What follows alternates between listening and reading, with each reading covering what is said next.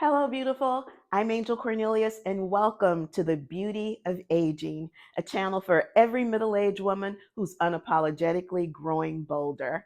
On this channel, we discuss all things middle age, the fun, the fabulous, and sometimes frustrating, but I promise to always serve it with a dose of positivity and empowerment.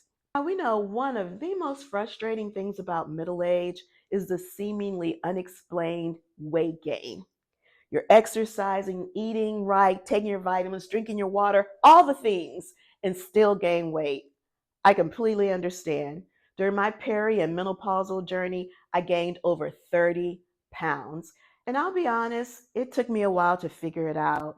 But what I eventually came to realize was that there were three important areas of my life in which I made small, incremental, but sustainable changes that on their own probably wouldn't have made much difference, but together, first of all, helped me stop gaining weight and then slowly shed those pounds. If menopausal weight gain is a challenge that you struggle with, stay tuned. I got you, sis.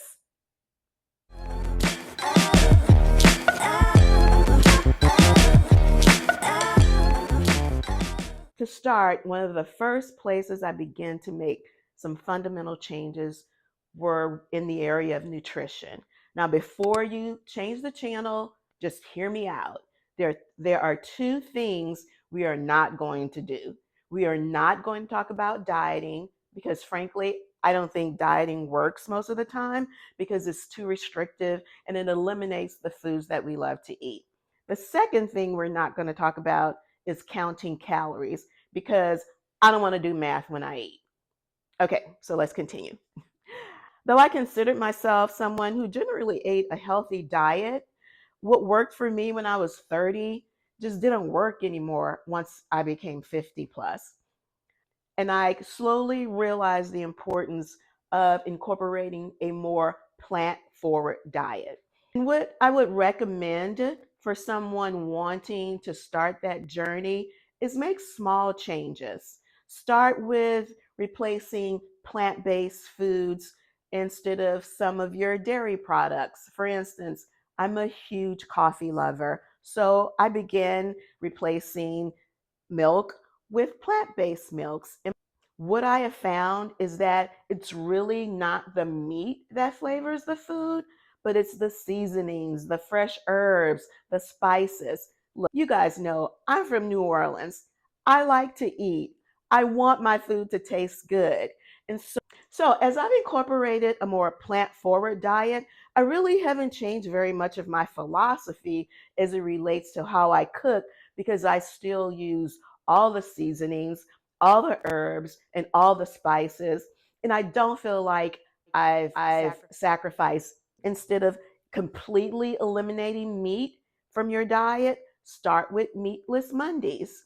My favorite dishes, and it is a meatless meat sauce with whole wheat linguine. New Orleans favorite, red beans and rice. I cook as a meatless meal. Again, and I enjoy them just as much as I enjoyed these meals that I grew up eating when I was a kid.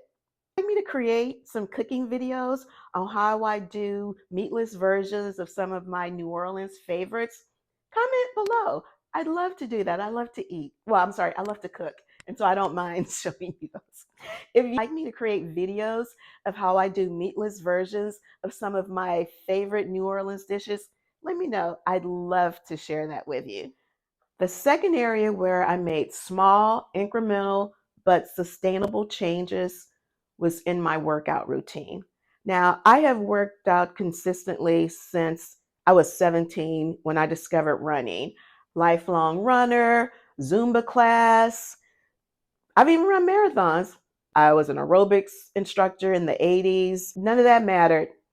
Once I turned middle age, everything changed. All the things, I still gained 30 pounds during peri and menopause. Things I had to really reevaluate was not what I was doing, but what I wasn't doing. And what I wasn't doing was core work, and I definitely wasn't lifting weights because that was not my ministry. Two things happened that helped me incorporate very, very light weights into my workout routine. One, I got a Peloton. And with the Peloton bike, these 3 pound weights came because there are these classes called interval and weights. And it's actually integrated into the spin class.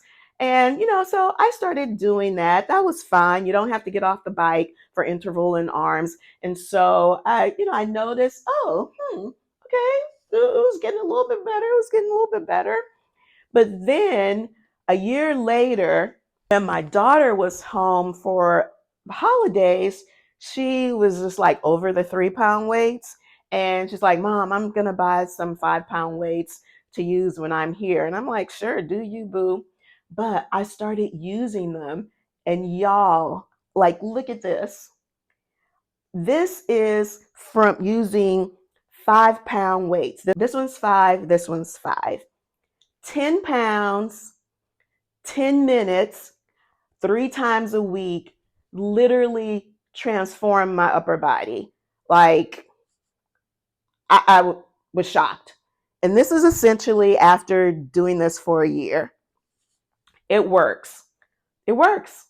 And even you can start, look, you can start with 1 pound, you can start with 2 pounds, you can start with 3 pounds. You can just start doing arm movements, and that will really help tighten up the bat wings.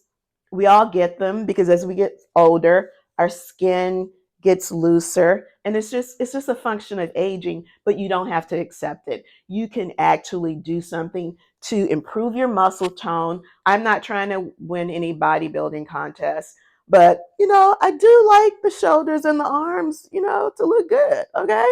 But I promise you, y'all, that's what happened. 10 pounds, 10 minutes, 3 times a week. Second thing that I did as it relates to my exercise routine was incorporate core work. Again, remember that didn't used to be my ministry either, weightlifting or core work. However, I've started incorporating core work 10 minutes, 3 times a week. 10 minutes, 3 times a week. Nothing super complicated. But over the course of a year, I have really, really noticed a difference and have probably shaved about 4 inches off my waistline. I don't have any before pictures because, yeah, I just don't. But I can tell by my clothes because I've had to essentially revamp my whole wardrobe because nothing was fitting. So, anyway, 10 minutes of core work 3 times a week. And you can alternate. Maybe one day do your core work, one day incorporate your light weights.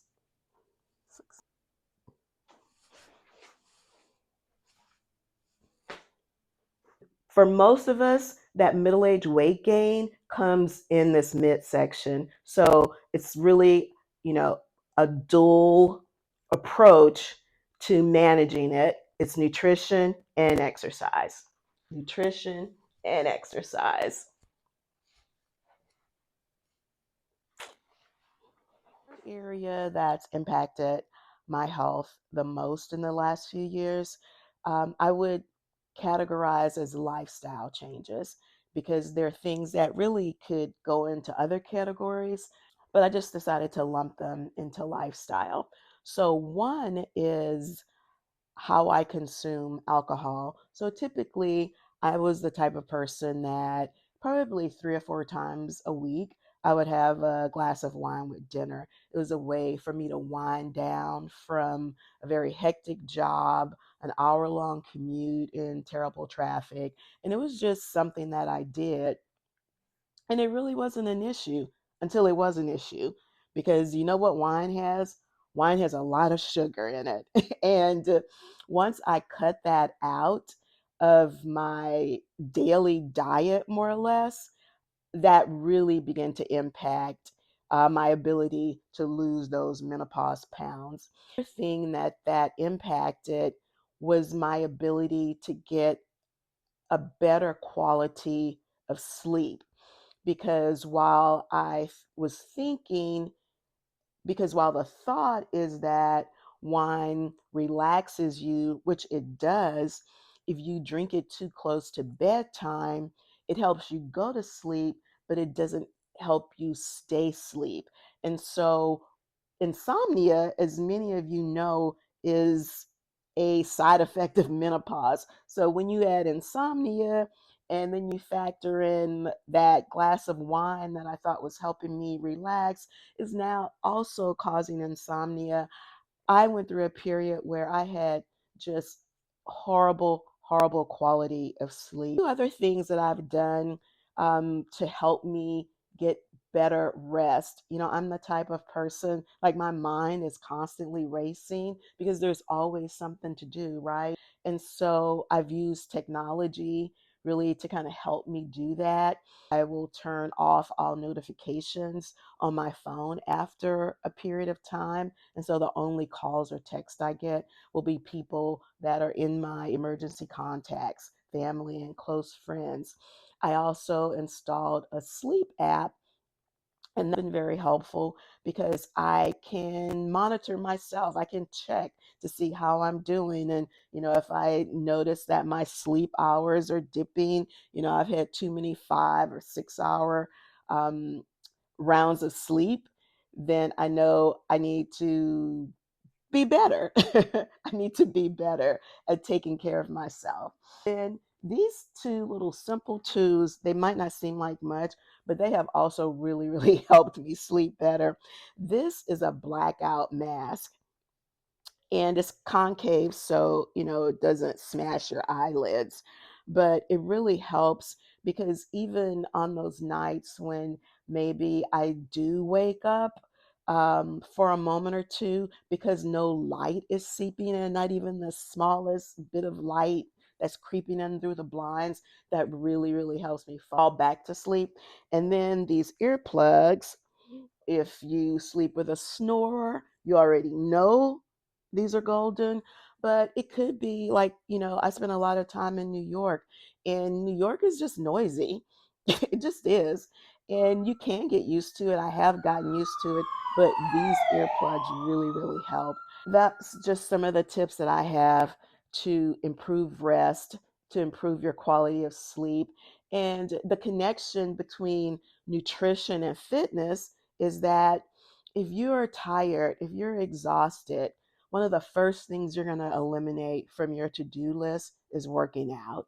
If you're tired and exhausted, it's so much easier to pick up something fast and quick as opposed to preparing yourself a healthy meal. Rest is an important foundation for making sure you take care of yourself in those other ways. So I hope that helps. And then finally, I've had to add some ways to kind of wind my mind down. And something that honestly, I know a lot of people do this, but I've never really been a journaler. And so I've decided in 2024, I'm going to become a journaler. Every year, probably for the last 10 years, my sister has always bought me a journal. Um, and I've always used it for work, especially once I became an entrepreneur. And it would be my annual work notebook.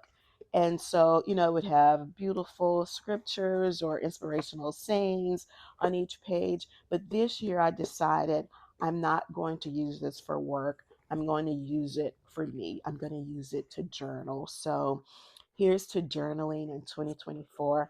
I'm excited to start doing this each day at the end of the day. So, hope that helps.